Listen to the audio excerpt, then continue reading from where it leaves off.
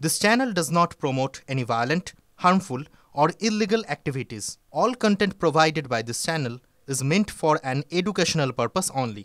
Cancer Healer Center, a new beginning.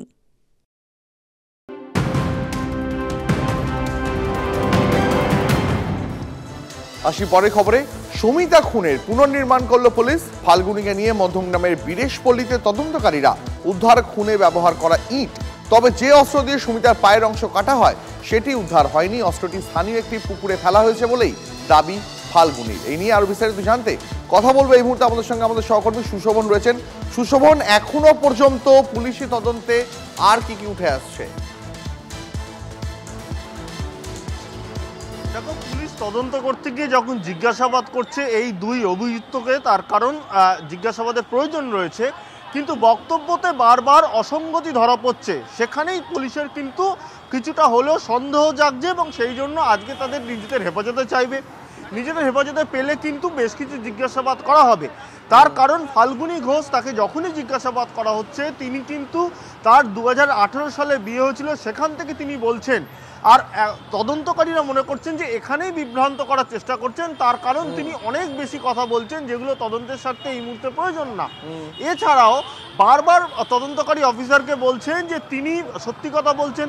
তদন্তকারী officer যখন আরও প্রশ্ন বাড়াচ্ছেন তখনই কিন্তু বলছে যে নার্কো অ্যানালিসিস করতে হবে তার, অর্থাৎ তদন্তকারী অফিসারকে পর্যাপ্ত বা প্রয়োজনীয় উত্তর না দিয়ে কোথাও যেন তদন্ত বিভ্রান্তি করছে।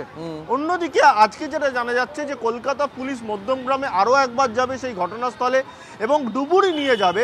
তার কারণ যে তুমি কথা বললে যে অস্ত্র বা বঁটি বা ধারালো জাতীয় যে জিনিসটি ব্যবহার করা হয়েছিল সেটি আদতে কি এবং সেটিকে বাজেয়াপ্ত করতে হবে তদন্তের স্বার্থে। সেই জন্য ডুবুরি দিয়ে সেটাকে তল্লাশি করা হবে এবং সেখান থেকে সেটা পাওয়ার পর সেটা কিন্তু সেখানে উদ্ধার করা হবে। সব মিলে কিন্তু তদন্তকারীরা মনে করছেন যে আদতে নিজেদের মধ্যে গন্ডগোল, কিন্তু কি গন্ডগোল সেটাই বলতে চাইছে না ফাল্গুনী। অনেক ধন্যবাদ। নজর রাখো, তোমার সঙ্গে পরবর্তীতে আবার এই নিয়ে কথা হবে।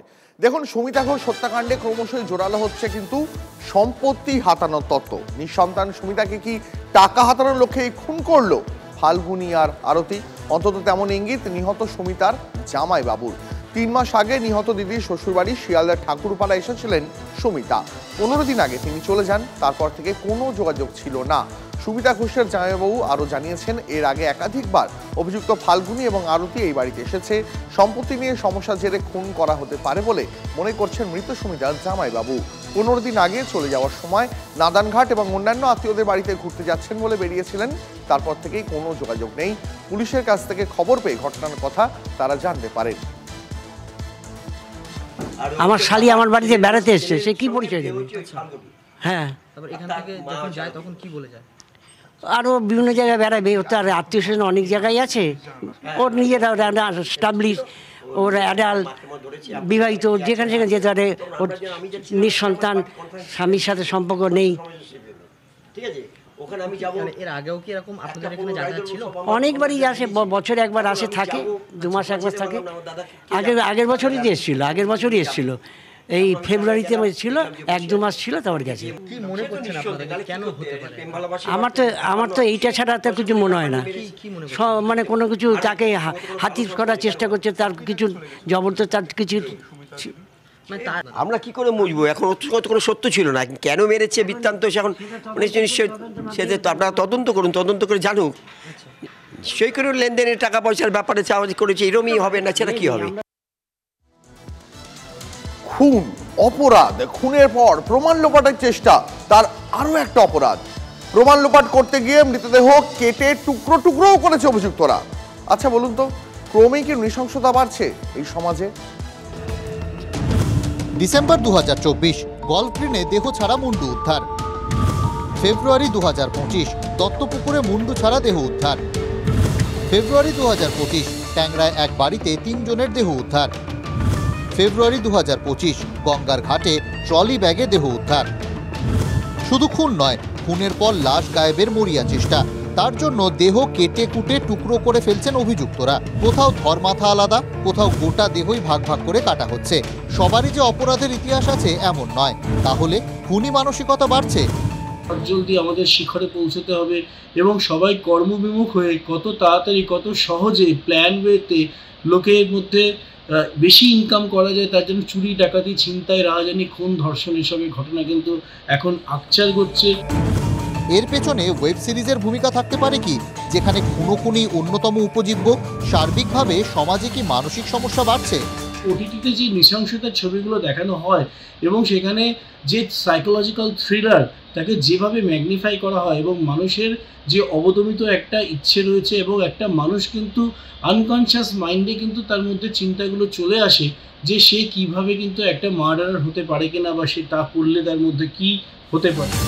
নৃশংসতা যে বাড়ছে তা নিয়ে তর্কের অবকাশ আছে কি? Bureau report, TV9 Bangla.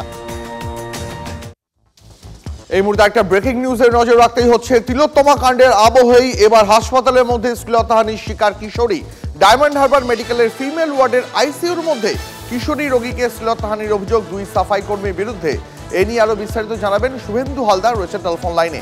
Suvendu, দেখো, এই কিশোরী বছর 15, নবম শ্রেণীর ছাত্রী। গত শনিবার তাকে ডায়মন্ড হারবার হাসপাতালে ভর্তি করা হয়েছিল এবং এরপর তাকে আইসিইউতে রাখা হয়।